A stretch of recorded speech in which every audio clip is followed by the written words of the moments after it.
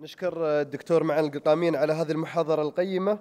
I would like now to welcome again Mr. Dogleb to wrap up his presentation. Thank you. I have just a few more comments, and I want to thank you all so much for your flexibility. I was partway through the conversation about Starbucks, and I was so enthralled with looking at the video of seeing Syed find his inner Ferrari, I kind of forgot what I was going to say. This is an example of finding your inner Ferrari. As I was mentioning, this manager of Starbucks was empowered to have energy and solve problems.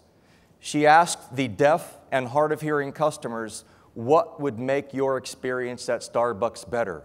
Is it a massive change in our coffee recipe? No.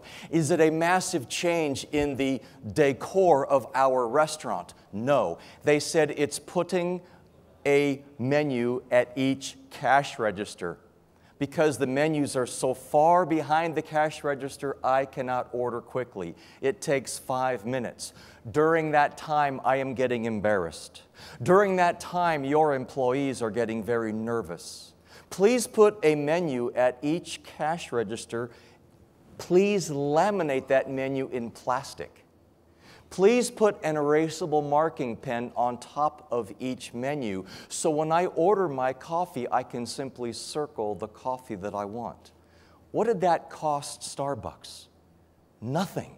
But the interesting thing was this: the deaf and hard of hearing community was so thrilled with this approach. They told their family, they told their friends, and within just a few months, that group of 25 to 30 deaf and hard of hearing customers grew, exploded into over 300 on Friday nights. That was a 300 number of people. That's a 1,000% increase in 1 month for simply changing the menu. So the point that I would like to bring through this with positive energy is a vital message that I learned from my mentor at Disneyland. If I could show the next slide. Budgets might be tight. Creativity is always free. I would also like to expand this. Budgets might be tight. Positive energy is always free. And this is applicable in government as well as in private practice. One example from the government, when I was doing some work with a hospital in the federal government in the United States, 2 exact hospitals, one very successful, one very unsuccessful, the same exact budget, the same number of staff, the same number of patients. Unsuccessful versus successful. What was the difference? Positive energy from the chief of staff and the chief of surgery at each hospital all the way through to the bus driver.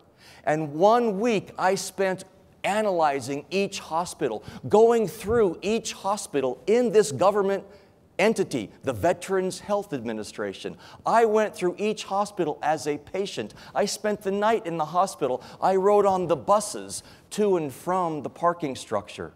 And here is an example. One on the good hospital, one bus driver turned my own perception around of positive energy. I rode on his bus 5 days in a row. Every single day from morning until night, the bus driver was enthusiastic and smiling. This is a bus driver. When I finally took off my disguise and I took off my hat and I revealed to him who I was, I said, "What is your secret for positive energy?" He said this: "I know that the patients going to the hospital or coming back from the hospital might have had a painful procedure. And my goal in my life during the 5 minutes I have them on the bus is to create a few moments of positive energy," which we know empirically, he didn't know that, but we know empirically is a way to help people heal much more rapidly. It wasn't just the bus driver, it was his supervisor, it was the manager, all the way to the top of that organizational chain.